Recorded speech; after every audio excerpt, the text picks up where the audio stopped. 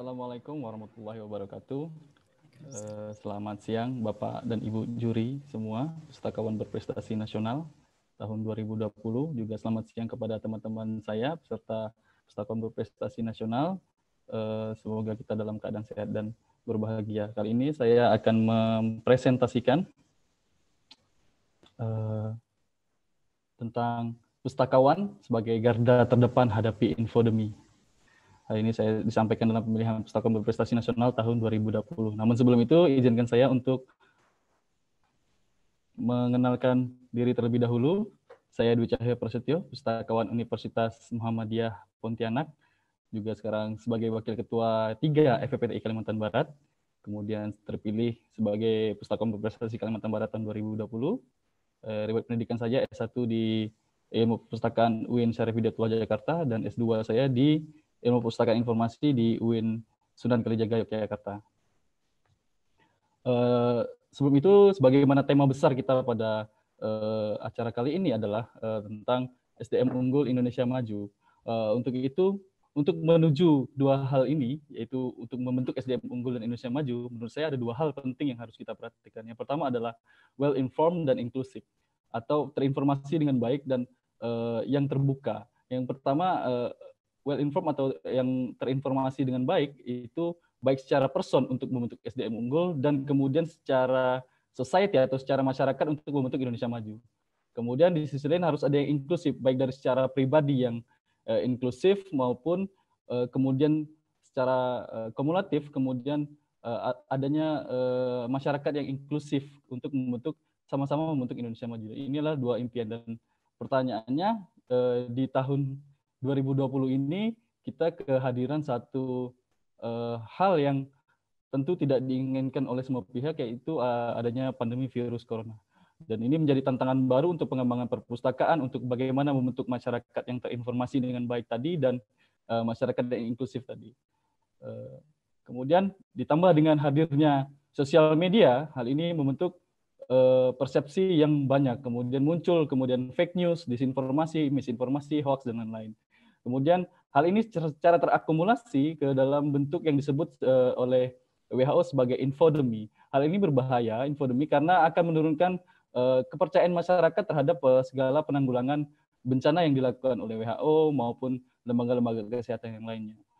Kemudian yang dipertanyakan adalah bagaimana peran pustakawan, dan untuk itu kami di Perpustakaan Universitas Muhammadiyah Pontianak setidaknya melakukan 6 hal yang akan kami jabarkan nanti tentang bagaimana peran pustakawan. Karena sebagai pustaka perguruan tinggi tentu ruang gerak kami tidak begitu bebas, tetapi kami akan berusaha baik secara personal maupun secara organisasi nanti di Perpustakaan Universitas Muhammadiyah Pontianak untuk memberikan layanan-layanan yang terkait untuk bagaimana masyarakat tetap bisa terhindar dari infodemi tadi.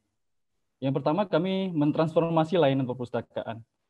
Transformasi ini berbentuk seperti mengakselerasi kembali pengembangan repositori institusi kami, kemudian mengoptimalisasi katalog online kami, memperbaiki servernya, memperkuat keamanannya, kemudian kami kembangkan digital library dan layanan referensi virtual. Untuk kedua hal ini, alhamdulillah kami mulai, karena adanya pandemi ini, usul-usul kami yang selama ini kami hanya bisa dalam tahap usulan, akhirnya bisa berjalan dengan optimal. Mulai dijalankan dengan optimal. Kemudian yang kedua, kami ikut serta dalam promosi protokol kesehatan. Dalam hal ini kami juga menerapkan berbagai protokol kesehatan, baik dengan promosi 3M, kemudian menyemprotkan desinfektan, dan juga kami diajak bekerjasama. Saya pribadi kebetulan juga punya sedikit keahlian tentang desain grafis, kemudian diajak oleh teman-teman di Satgas COVID Universitas untuk mendesain atau mendesain layout protokol kesehatan bagi mahasiswa di UM Pontianak.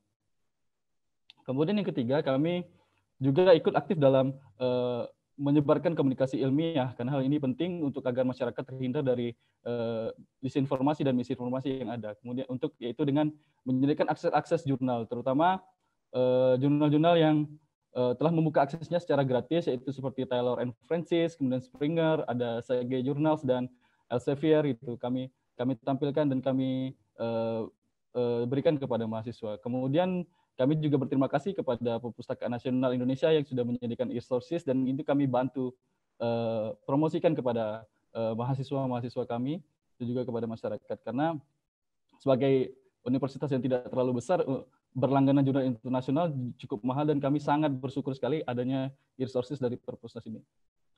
Kemudian yang keempat, kami sediakan Pinru, yaitu papan informasi berita utama. Nah, Pinru ini berisi tentang informasi yang tentang informasi yang banyak yang sedang ada trending saat ini, dan itu kami carinya di Google Trends, dan kami tempatkan di papan kaca yang biasa untuk menu di restoran itu, dan infonya cukup berisi 5W dan 1H. Jadi hanya fakta yang kita bagikan. Jadi tentang apa, kenapa dan siapa, kapan dan di mana, kemudian bagaimana isu itu berkembang, dan itu yang kami berikan kepada mahasiswa.